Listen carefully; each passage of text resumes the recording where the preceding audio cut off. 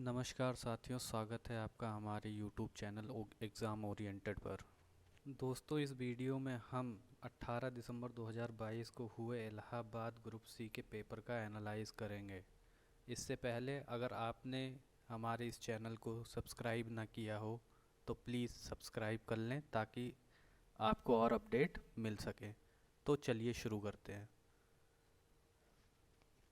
प्रश्न संख्या 1, भारत सरकार की स्वामित्व योजना देश भर में कब शुरू की गई? तो स्वामित्व योजना ऑप्शन 4 2021 को शुरू की गई। प्रश्न संख्या 2, जमीन में नीचे की ओर गतिमान भूजल के साथ अधोमुखी प्रदूषक क्या कहलाते हैं? इसका सही जवाब ऑप्शन 4 परकोलेट्स होगा। अगला प्रश्न, व्यस्ततम समुद्री मार्ग जो बिग ट्रंक रूट से भी जाना जाता है कहाँ से होकर गुजरता है? तो ये अटलांटिक महासागर से होकर गुजरता है, उत्तरी अटलांटिक महासागर। इसका आंसर हो जाएगा 3। अगला प्रश्न, बुद्ध की शिक्षाएं कथाओं से पूर्व रचित की गई हैं जो मुख्यतः डैश में पाई जाती हैं। इसका सही आंसर हो जाएगा सुत्त पिटक। अगला प्रश्न, निम्नलिखित में से कौन प्रारंभिक भारतीय इतिहास के सर्वाधिक महत्वपूर्ण शासकों में से एक चंद्रगुप्त द्वितीय की पुत्री थी? इसका सही जवाब होगा प्रभावती गुप्ता, जिसका विवाह रुद्रसेन द्वितीय के साथ हुआ था।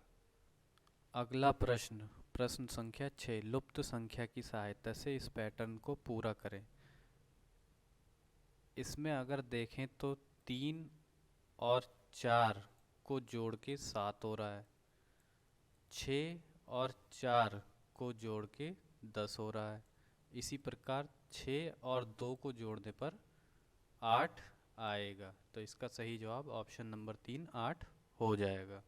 अगला प्रश्न, जीन किसके विशिष्ट अंग होते हैं? जीन डीएनए के विशिष्ट अंग होते हैं। इसका आंसर 4 हो जाएगा। अगला प्रश्न, सूची 1 को सूची 2 के साथ मिलाना है। तो इसमें ए का तीसरा, बी का पहला, सी का चौथा और डी का दूसरा हो जाएगा। तो इसका सही जवाब होगा ऑप्शन 4।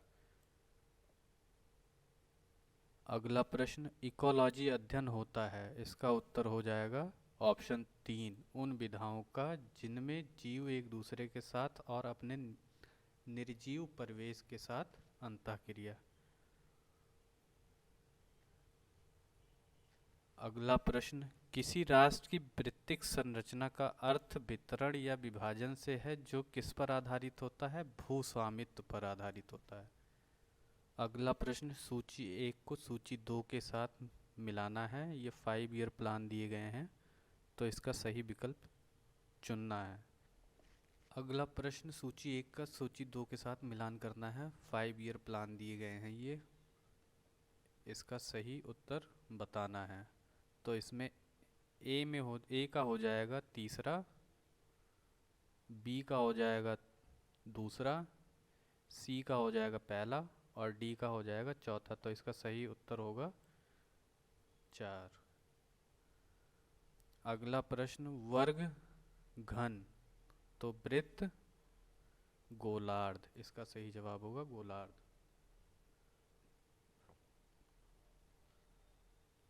अगला प्रश्न, सूची 1 को सूची 2 के साथ मिलाना है। इसमें तांबा हो जाएगा क्यूपराइट, लोहा हो जाएगा हेमेटाइट, एल्यूमिनियम हो जाएगा बॉक्साइड और जस्ता हो जाएगा कैलामाइन। तो इसका सही जवाब ऑप्शन 1 होगा। अगला प्रश्न, सूची 1 के साथ सूची 2 का मिलान कीजिए। इसका सही जवाब ऑप्शन 3 हो जाएगा। सुपरनोइक हवाई जहाज शॉक वेव सृजित करते हैं, ये क्या कहलाते हैं? ये सोनिक बूम कहलाते हैं। अगला प्रश्न, बाल लिंगानुपात में गिरावट को रोकने के लिए भारत सरकार द्वारा प्रारंभ किया गया कार्यक्रम कौन सा है? तो भारत सरकार द्वारा प्रारंभ किया गया कार्यक्रम बेटी पढ़ाओ योजना है। अगला प्रश्न, सूची 1 के साथ सूची 2 का मिलान कीजिए। इसमें ए का हो जाएगा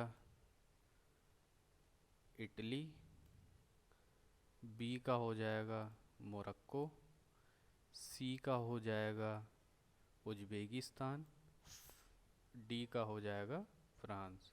तो इसका सही उत्तर होगा ऑप्शन नंबर 2। अगला प्रश्न, भारतीय पुरातत्व शास्त्र का पिता किसे कहा जाता है? भारतीय पुरातत्व शास्त्र का पिता अलेक्जेंडर कनिंघम को कहा जाता है। तो इसका ऑप्शन नंबर 3 सही हो जाएगा। अगला प्रश्न, निम्नलिखित श्रृंखला को पूरा करें। इन श्रृंखलाओं को देखने में यह पता चलता है कि इसमें 12.4 की कमी हो रही है। तो इसे सॉल्व करने के बाद इसका सही उत्तर ऑप्शन नंबर 3 62.8 आएगा। अगला प्रश्न, लुप्त संख्या ज्ञात करें। इसका सही जवाब ऑप्शन 1 7.75 होगा। अगला प्रश्न, सूची 1 के साथ सूची 2 का मिलान कीजिए। इसका सही जवाब ऑप्शन 2 हो जाएगा। अगला प्रश्न, निम्नलिखित में से कौन भारतीय संविधान के 42वें संशोधन में शामिल नहीं था? नंबर 1, प्रस्तावना के शब्दों में परिवर्तन किया गया। सही बात है। इसमें 10 मौलिक कर्तव्यों की स्थापना की गई, ये भी सही है।